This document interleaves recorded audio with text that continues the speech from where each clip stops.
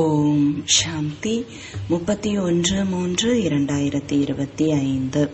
இனிமையான குழந்தைகளே, நீங்கள் இப்பொழுது பழைய உலகத்தின் நுழைவாயிலிருந்து வெளியேறி சாந்திதாமம் மற்றும் சுகதாமத்திற்கு சென்று கொண்டு இருக்கிறீர்கள். தந்தைதான் முக்தி ஜீவன் முக்திக்கான வழியை கூறுகிறார். கேள்வி: நிகழ்காலத்தில் எல்லாவற்றையும் விட நல்ல செயல் எது? பதில்: மனம், சொல், செயல் மூலமாக குருடர்களுக்கு கைத்தடியாவது எல்லாவற்றையும் விட நல்ல செயல் ஆகும். மனிதர்களுக்கு வீட்டிற்கான மற்றும் ஜீவன் முக்திக்கான வழி கிடைத்து விடும் வகையில் அப்பேற்பட்ட என்ன வார்த்தைகள் எழுதலாம் என்று குழந்தைகளாகிய நீங்கள் ஞான சிந்தனை செய்ய வேண்டும். இங்கு அமைதி மற்றும் சுகமான உலகத்திற்கு செல்வதற்கான வழி கூறப்படுகிறது என்பதை மனிதர்கள் சுலபமாக புரிந்து கொள்ள வேண்டும். ஓம் சாந்தி. மந்திரவாதியின் விளக்கு பற்றி கேள்விப்பட்டுள்ளீர்கள். அலாவுதீனின் விளக்கு அல்லது மந்திரவாதியின் விளக்கு என்னென்ன காண்பிக்கிறது?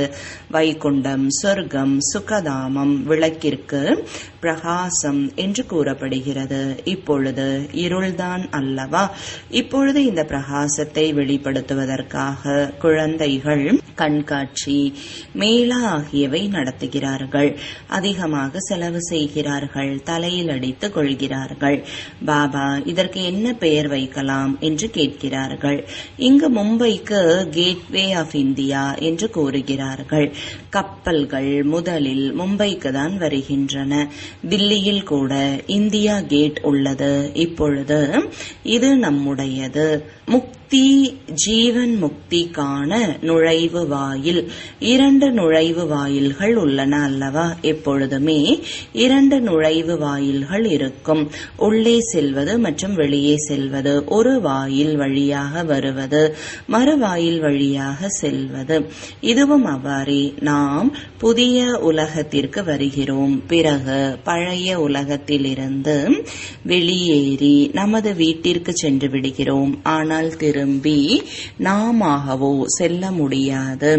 ஏனென்றால் வீட்டை மறந்துவிட்டுள்ளோம். வழிகாட்டி வேண்டும். அவரும் நமக்கு கிடைத்துள்ளார். அவர் வழியை கூறுகிறார். பாபா நமக்கு முக்தி ஜீவன் முக்தி, சாந்தி மற்றும் சுகத்திற்கான வழியை கூறுகிறார் என்பதை குழந்தைகள் அறிந்துள்ளார்கள். எனவே சாந்தி தாமம் மற்றும் சுகதாமத்திற்கான நுழைவு வாயில் என்று எழுதலாம். சிந்தனை கடலை கடைய வேண்டும். ஞான மனனம் செய்ய வேண்டியுள்ளது அல்லவா? அதிகமான சிந்தனைகள் எழுகிறது. முக்தி ஜீவன் முக்தி என்று எதற்கு கூறப்படுகிறது என்பது கூட யாருக்கும் தெரியாது. அமைதி மற்றும் சுகத்தை அனைவரும் விரும்புகிறார்கள். அமைதியும் வேண்டும் மற்றும் செல்வமும் வேண்டும். அது சத்தியுகத்தில் தான் இருக்கும். எனவே சாந்தி தாமத்திற்கான நுழைவு வாயில் மற்றும் சுகதாமம், தூய்மை, அமைதி, சுகத்திற்கான நுழைவு வாயில் என்று எழுதலாம். இதுவோ நல்ல வார்த்தைகள் 3மே இங்கு இல்லை. எனவே இது பற்றி பிறகு புரிய வைக்க வேண்டியும் இருக்கும். புதிய உலகத்தில் இவை எல்லாமே இருந்தது. புதிய உலகத்தை உருவாக்கக்கூடியவர், தூய்மையற்றவர்களை தூய்மையாக்கக்கூடியவர் இறை தந்தை ஆவார். எனவே அவசியம் நாம் இந்த பழைய உலகத்திலிருந்து வெளியே வீடு செல்ல வேண்டி இருக்கும். எனவே இது தூய்மை, சுகம், அமைதிக்கான நுழைவு வாயில் ஆகிறது அல்லவா? பாபாவிற்கு இந்த பெயர் நல்லதாக படுகிறது.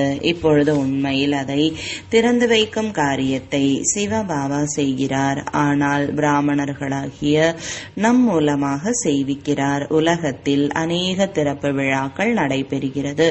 ஒருவர் மருத்துவ சாலையை திறந்து வைக்கிறார். ஒருவர் பல்கலைக்கழகத்தின் திறப்பு விழாவை நடத்துவார். இதுவோ ஒரே ஒரு முறை நடக்கிறது, மேலும் இந்த சமயத்தில் தான் நடக்கிறது. எனவே சிந்தனை செய்யப்படுகிறது, பிரம்மா பாபா வந்து திறந்து வைக்க வேண்டும் என்று குழந்தைகள் எழுதினார்கள். பாப்தாதா இருவரையும் அழைக்கலாம், நீங்கள் வெளியில் எங்கும் செல்ல முடியாது என்று தந்தை கூறுகிறார். திறந்து வைப்பதற்காக செல்வது என்ற சட்டம் கிடையாது, விவேகம் ஏற்பது இல்லை. இதுவோ யார் வேண்டுமானாலும் திறந்து வைக்கலாம். பத்திரிகைகளிலும் வரும், பிரஜாபிதா பிரம்மா குமார், பிரம்மா குமாரிகள் என்று பத்திரிகைகளில் வெளிவரும்.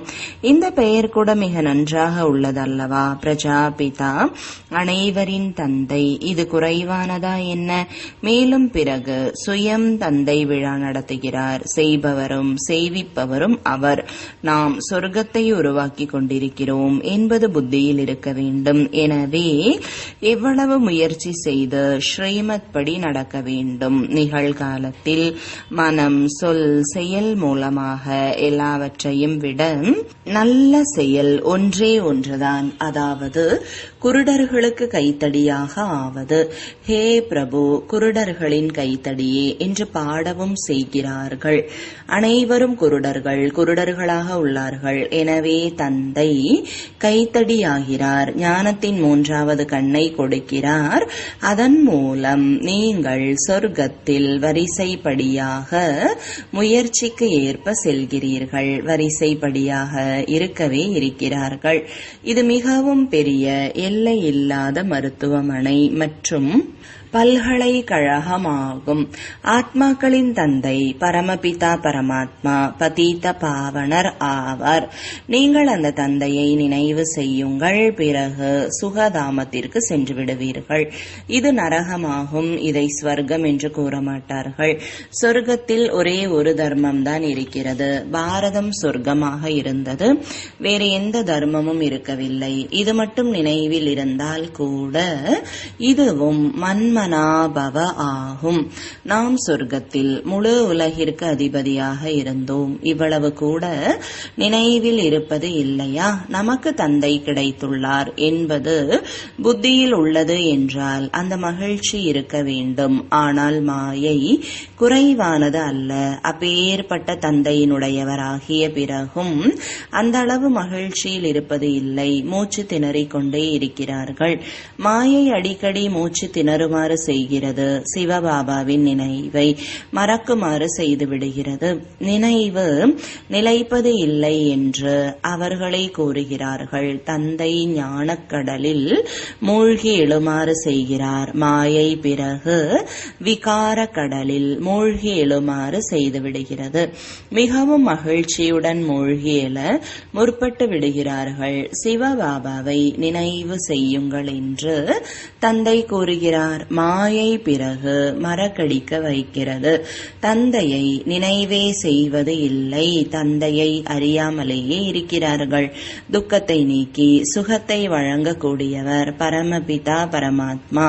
அவர் துக்கத்தை நீக்கக்கூடியவர். அவர்கள் பிறகு கங்கையில் சென்று முழுக்கு போடுகிறார்கள். கங்கை பதீத பாவனி என்று நினைக்கிறார்கள்.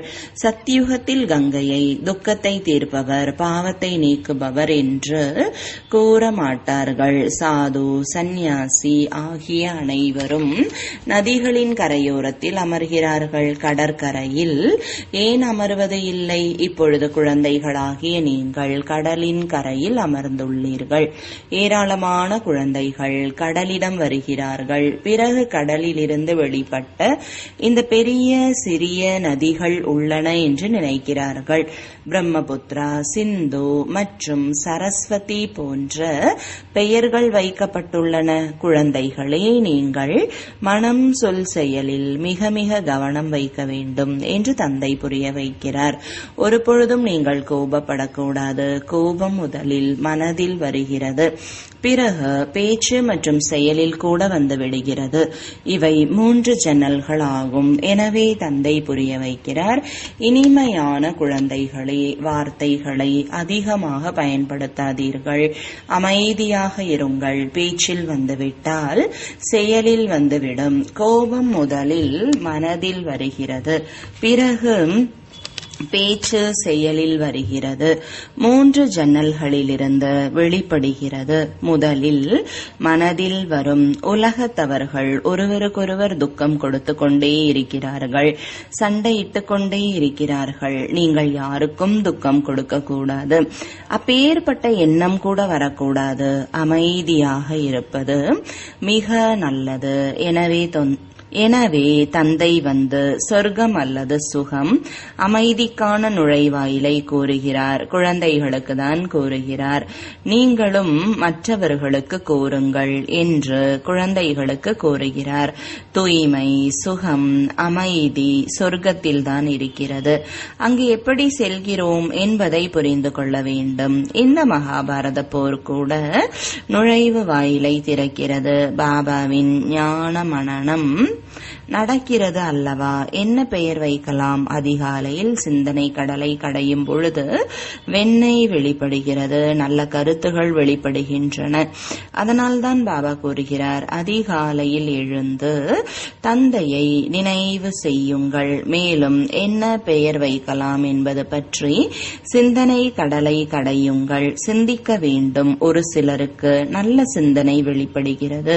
தூய்மையற்றவர்களை தூய்மையாக ஆக்குவது என்றால் நரகவாசியை சொர்க்கவாசியாக ஆக்குவது ஆகும் என்பதை இப்பொழுது நீங்கள் புரிந்துள்ளீர்கள். தேவதைகள் தூய்மையானவர்கள், அதனால்தான் அவர்களுக்கு முன்னால் தலை வணங்குகிறார்கள். நீங்கள் இப்பொழுது யாருக்கும் தலை வணங்க முடியாது, சட்டம் கிடையாது. மற்றபடி யுக்தியுடன் நடக்க வேண்டியுள்ளது. சாதுக்கள் தங்களை உயர்ந்தவர்கள், தூய்மையானவர்கள் என்று நினைத்துக் கொள்கிறார்கள். மற்றவர்களை தூய்மையற்றவர்கள், தாழ்ந்தவர்கள் என்று நினைக்கிறார்கள். நாம் அனைவரையும் விட உயர்ந்தவர்கள் ஆவோம் என்பதை நீங்கள் அறிந்துள்ளீர்கள். என்றாலும் கூட யாராவது கை கூப்பினால் பதிலுக்கு அவ்வாறே செய்ய வேண்டி இருக்கும். ஹரி ஹோம் தத்சத் என்கிறார்கள் என்றால் நீங்களும் அவ்வாறே கூற வேண்டி இருக்கும். யுக்தியுடன் நடக்கவில்லை என்றால் அவர்கள் கைகளுக்குள் வரமாட்டார்கள். மிக யுக்தி தேவை. சாவு தலைமீது வரும்பொழுது அனைவரும் இறைவனின் பெயரை எடுக்கிறார்கள். தற்காலத்தில் விபத்துகள் அதிகமாக ஏற்பட்டு கொண்டே இருக்கும். மெல்ல மெல்ல தீ பரவுகிறது. நெருப்பு வெளிநாட்டிலிருந்து ஆரம்பமாகும். பிறகு மெல்ல மெல்ல முழு உலகமும் எரிந்து போய்விடும். கடைசியாக குழந்தைகளாகிய நீங்கள் இருந்து விடுகிறீர்கள்.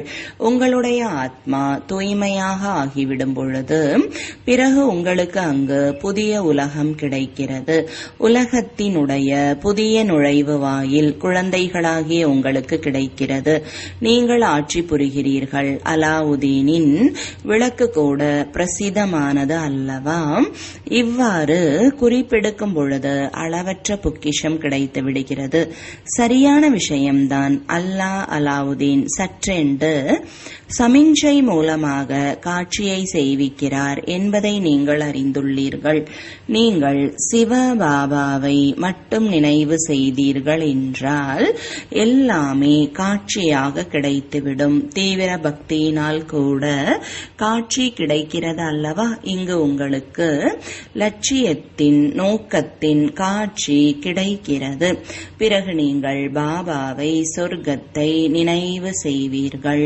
அடிக்கடி பார்த்து கொண்டே இருப்பீர்கள். யார் பாபாவின் நினைவில் மற்றும் ஞானத்தில் மூழ்கி இருப்பார்களோ அவர்களால் தான் கடைசியில் அனைத்து காட்சிகளையும் பார்க்க முடியும். மிக பெரிய குறிக்கோளாகும்.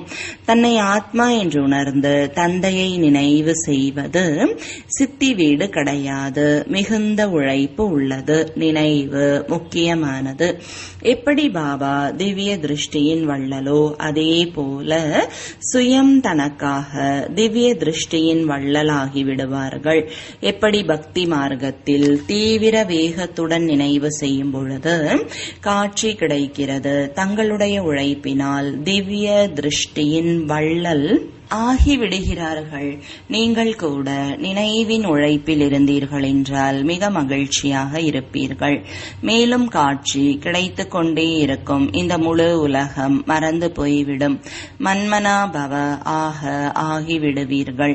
இனி என்ன வேண்டும்? யோக பலத்தினால் பிறகு நீங்கள் தங்களது சரீரத்தை விட்டு விடுகிறீர்கள். பக்தியில் கூட உழைப்பு உள்ளது. இதில் கூட உழைப்பு வேண்டும். உழைப்பிற்கான வழி பாபா மிகவும் முதல் தரமானதாக கூறிக்கொண்டிருக்கிறார். தன்னை ஆத்மா என்று உணர்வதால் பிறகு தேக உணர்வே இருக்காது. தந்தைக்கு சமமாக மகிழ்ச்சியானவராக ஆகிவிடுவீர்கள். காட்சிகள் செய்து கொண்டே இருப்பீர்கள்.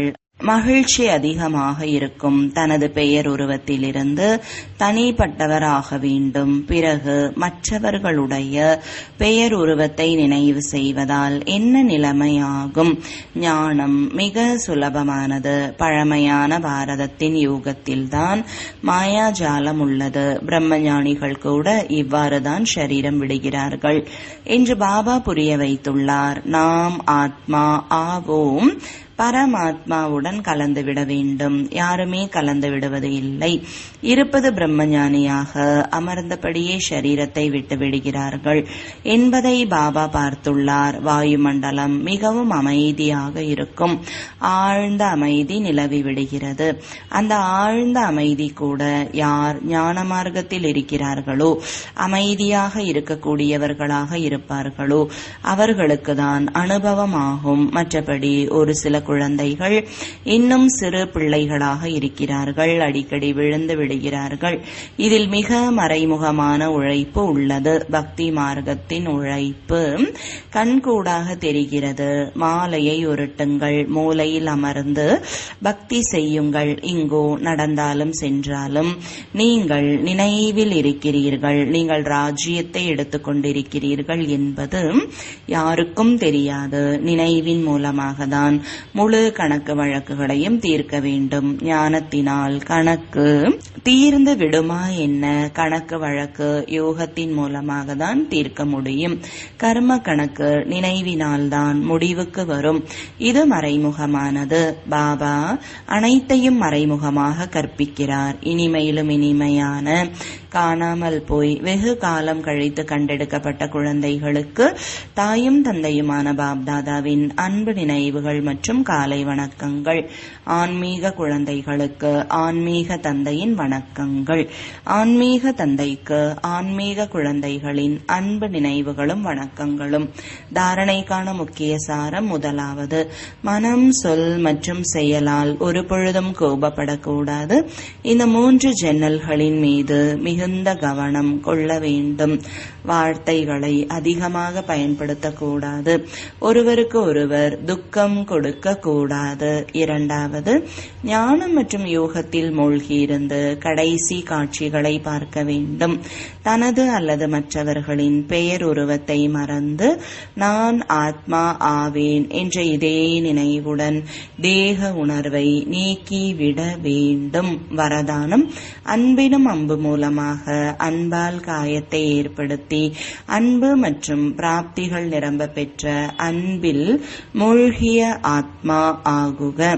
விளக்கம்: லௌகீக வாழ்விலும் ஒருவர் யாராவது பிறரது அன்பில் வசமாகிவிட்டால் முகம், கண்கள், வார்த்தைகள் யாவிலும் இவர் அன்பில் ஒன்றி போனவர் என்பார்கள். அவ்வாறே மேடை மீது வரும்பொழுது தன்னுள் இருக்கும் தந்தையின் அன்பு எனும் ஆயுதத்தால் பிறரையும் காயப்படுத்துவார்கள். சொற்பொழிவிற்கான கருத்துக்களை சிந்திப்பது, நினைப்பது இவை சொரூபமல்ல. அன்பு மற்றும் பிராப்தியின் முழுமையான சொரூபம் தான் லவ்லியின் சொரூபமாகும். அதிகாரத்துடன் பேசும் பொழுதுதான் அதன் தாக்கம் ஏற்படும். ஸ்லோகன்: சம்பூர்ண தன்மை மூலமாக இறுதி நாளை அருகே கொண்டு வாருங்கள். ஓம் சாந்தி.